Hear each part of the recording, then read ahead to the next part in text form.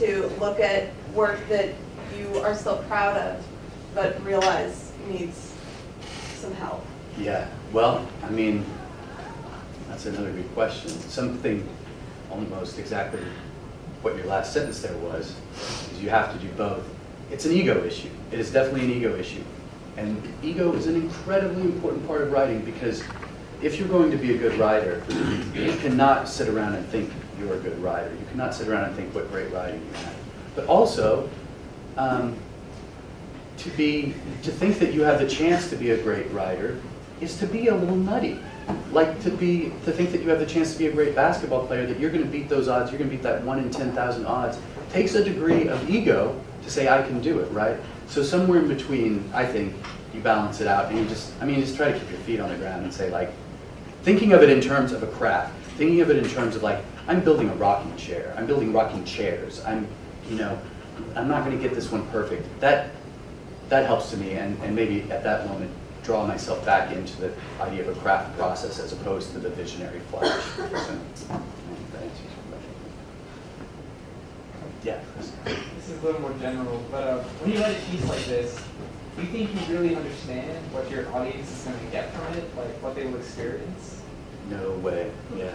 I mean, I hope like 85% of it. But no, I thought you guys were going to laugh at a lot more places in there.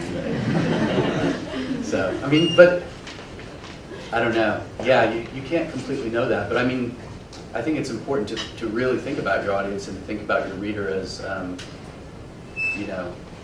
as if you understand what they're. But when it comes down to it, all I have is my brain and what I understand, and that's the best I can do. And I can just hope that my brain is similar enough to your brain and your perspectives that somebody's going to get what I'm trying to say. I saw Sarah first back there, Trevor. I love that this collection that you're writing has to do so much with Oklahoma and place you grew up. And I was just wondering, when you're writing pieces that have such a strong sense of place, do you find it freeing that you've moved away from there and can look at it from a distance, or do you wish you could go back and immerse yourself in it? Yeah, most of the time it's freeing. 8% of the time I'm like, what did that old road that by the reservoir that I went drinking with those guys that one time look like? I wish I could drive down that road right now because I want to write about it or whatever. And it's difficult to just buy a plane ticket to fly back to write one sentence. So that would be the time when I'm like, and being like immersed in that culture, because it's so, I mean, it's not different from Seattle, but of course the Midwest and Tulsa is different from Seattle too. And the mood of people is different, so that affects it. Trevor? If you heard that our assignment yesterday was to do some drastic revision of our pitch, or one of our previous pitches. And if you were to do that with your piece here, what do you think, what sort of elements would you throw in? Would you throw in different elements and see if it made sense, like Niall saying, or would you do like smaller revisions trying to keep the direction in the same place? Or? Yeah, I know exactly what I would do, and it's those things I mentioned. I would try it first without the alliteration, and I would change the character to a out of a copywriter and get rid of the history book. I'm not sure what I think about those details, so I would try that and see how it worked. Yeah.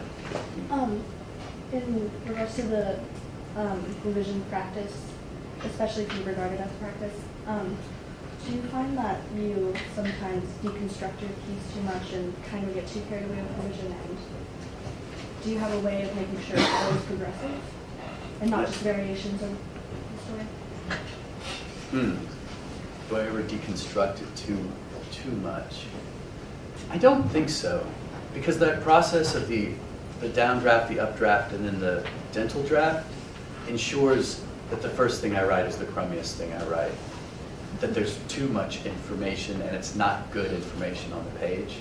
So I feel like it's all in that process. I'm a big proponent of that. It's always moving it in a constructive direction, I think. So does that answer your question?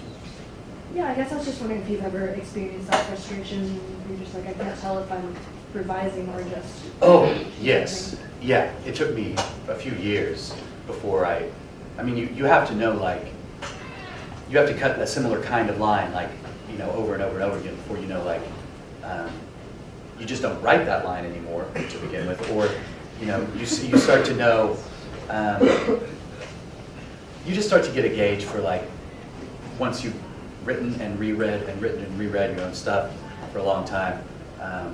So yeah, I mean, yeah, I've definitely been there before, and it goes away with time. So you mentioned that on your first draft you don't use the thesaurus, you hide it.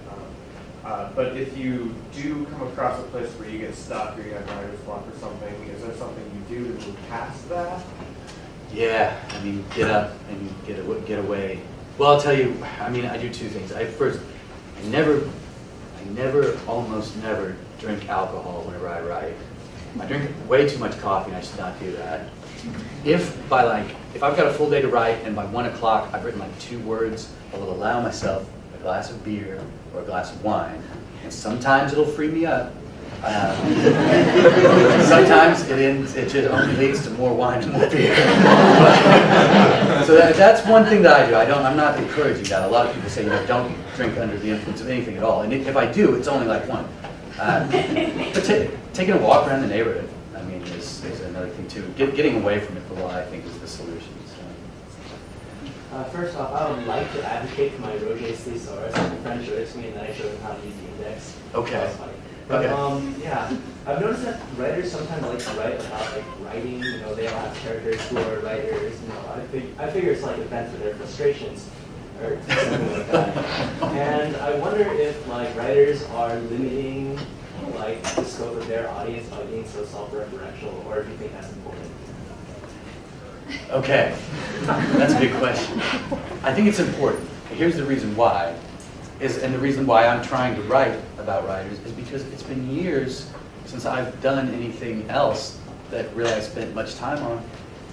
And you've got to write what you know. You've got to write the lifestyle that you know, or it's going to come off as inauthentic.